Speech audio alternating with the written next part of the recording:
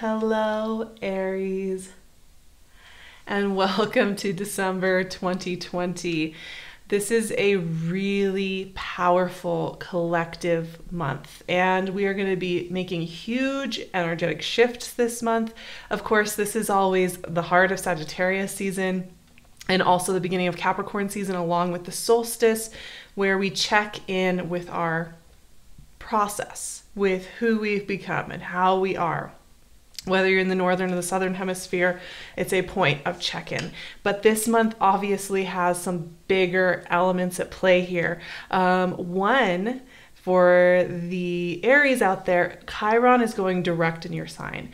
It's been retrograde for many months, and this will continue. Chiron's going to be with you for quite a few years. Every year we're going to go through a retrograde. I find this to be a really beautiful time for healing, for reconnecting.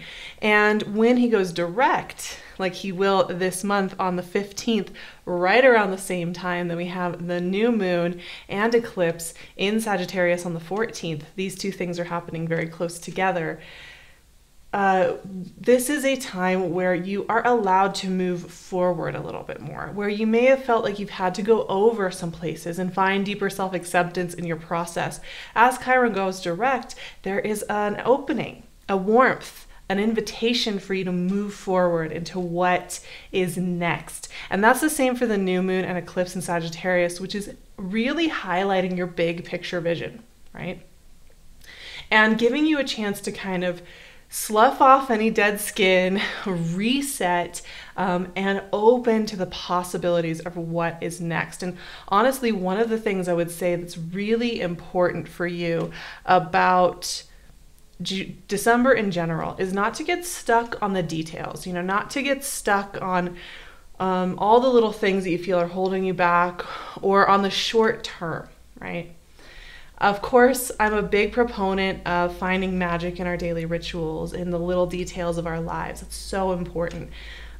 But we also sometimes we get caught on this idea that we've got to be on the case today and everything has to be done today, and that if we don't have results in December, then what's to say we won't ever have results? And that part of ourselves can take a breath here, especially for the Aries family. Now, the other big thing that's happening here this month for all of us is that Jupiter and Saturn are joining forces. They're going to be conjunct, moving into Aquarius on the 17th, 18th, and 19th. So right before the solstice, we're going to have these two major planets. One, the planet of expansion, abundance, big vision, and the other, the planet of building and discipline and restriction, are coming together and moving into a very free-spirited energy of Aquarius. Now, this is big vision energy for you as well. It has to do with your community and your purpose in life and how you want to give back. And that's why so much of the energy this month is going to be inviting you again and again to the table of curiosity about what's possible. And a lot of signs I'm actually recommending staying in the details, staying in the quiet, staying in the simple details of life. But Aries, for some reason with you all, the message that came through for me was not to get caught up on what you perceive as success in the short term, and not to get caught up in the minute process too much, right? Not to let it snag you and hold you captive kind of with what's happened in 2020, because one of the signature things about December's energy is that it's okay to take a pause. Like during eclipse season, which we have an eclipse on November 30th and we have eclipse on December 14th. During eclipse season and during solstice season, it is a time to sit with how we've changed or how we've grown, and to, send grace and have a moment of grace for everything we've learned, everything we've gone through, to kind of reconcile everything. However, we don't want to stay there too long and just keep talking about what it is, right? We want to give it its grace and attention. And we also, December is really inviting us. Okay, we've done some heavy lifting, but now it is a time to be curious about what's possible next. Two cards wanted to come out, Justice and the Lovers. Wow. Big relationship energy there.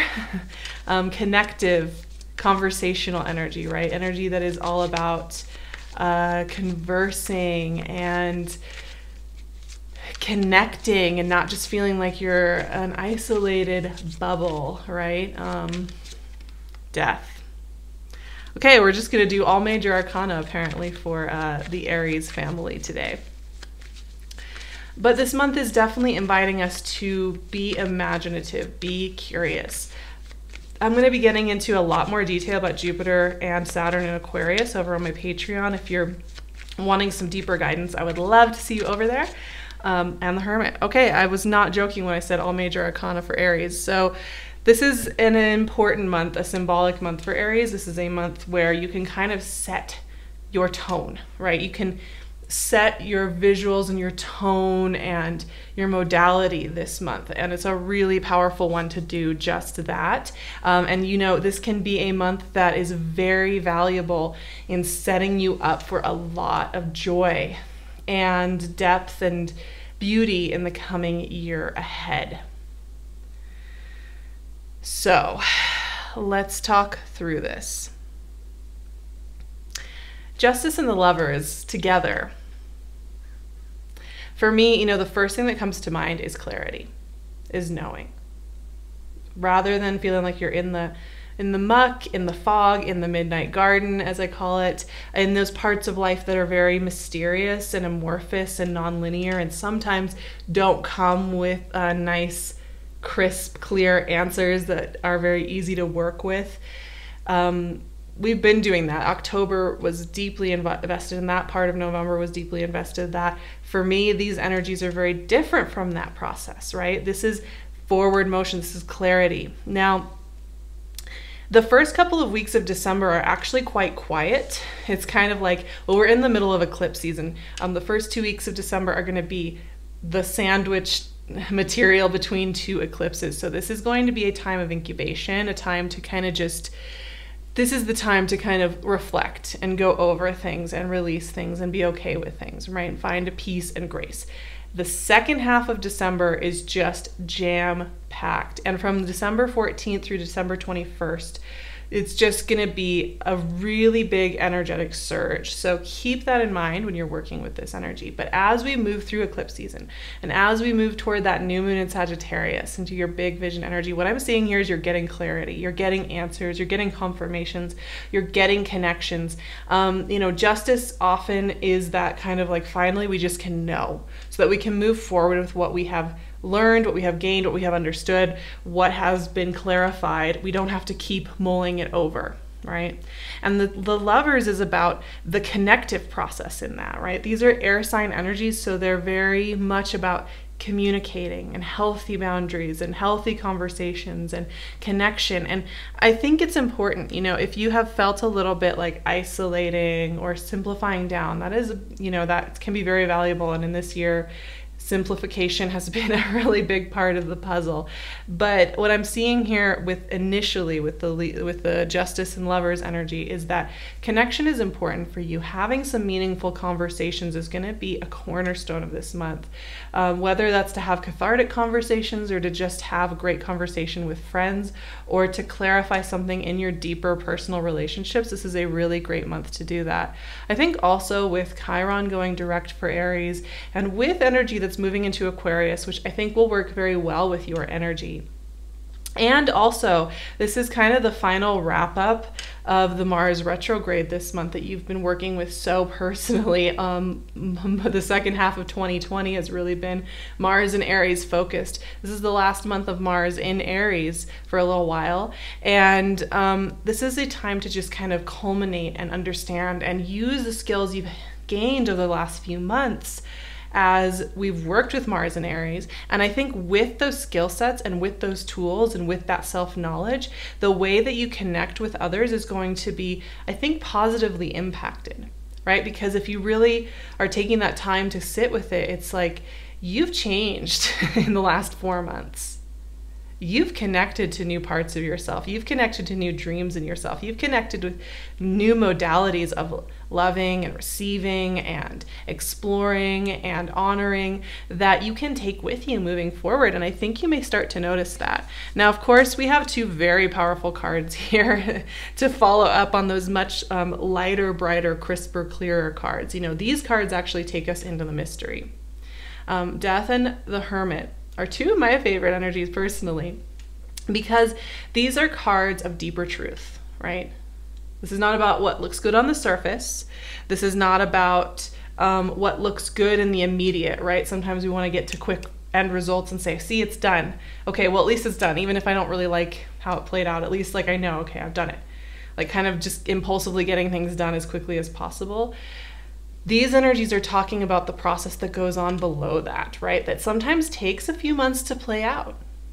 That doesn't always work in linear fashion, and it doesn't always have us taking actions that are immediately reinforcing, right? They're a little bit more about like, we want you to take action and move from a place of authenticity, what you really want to be doing, not just what you're supposed to do or think you're supposed to do.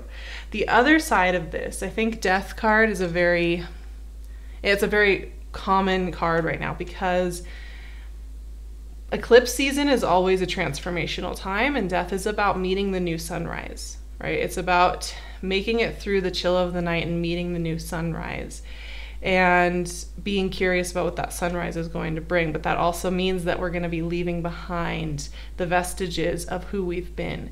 And I think, you know, it's interesting for me because you may feel really hopeful this month, and because there is a lot of bright, vibrant energy, and there's a lot of energy that's actually working very, very closely with you and in really dynamic, positive aspect with you this month.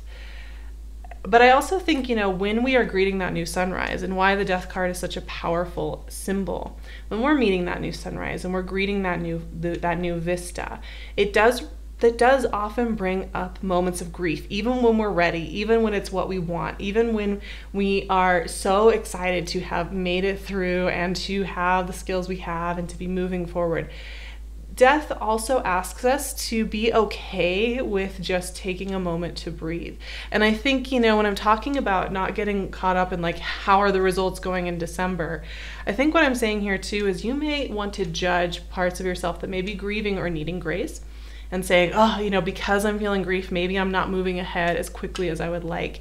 But I would like to advocate here that sometimes grief allows us to move forward in life. And often that's the thing that we need to do. So if you are needing time to reflect and rest and grieve, don't judge it and make yourself feel like you're going backward in December, because I guarantee you that process of sometimes sinking down below the waves is actually you going forward. And that's where the Hermit comes in and is very important. This is the deep inner sage, right? And this card's quite powerful in December. And I think why the Hermit is showing up so much as an energy in December is because of this. There's all these big shifts. Saturn and Jupiter are moving around. Eclipses are happening. The solstice is happening. You know, we have a full moon in Cancer, which is stirring up a lot of emotion. There's a lot going on in December on the surface. We can get caught up in all of that and can get caught up in the collective energy and in the intensity of all these shifts. But the real and the best information is going to come from that deep inner sage that is quiet and subtle and gives us very simple instructions. The Hermit also makes great forward progress, but not in the bombastic, splashy way that sometimes we associate with success or wellness. The Hermit works much more in the small details, in the slow movements, in the little things we do over time. And understanding that if we work with a small detail and we don't feel like we're getting the results today that we want to get, don't let that get you hung up. Once again, that was the message that came through for Aries, was like, you may feel like you're just taking these little baby steps, or like, yeah, you're having to take a moment to grieve or sit down and reset, or like you're having a little conversation, you have some forward motion, and then you have some details that slow you down again. Don't let that discourage you and get you wrapped up in this feeling like nothing is changing, because everything's changing. And you know, if you're not just looking for the immediate results as your gauge of your value, of your worth, of how you're doing in this life, of how much you are worthy of living in 2021, of how much you are worthy of new things coming in 2021, if you stop looking there for your value, you're going to do much better this month. Understand that there are things you are just not going to see or understand this month. Aries specifically.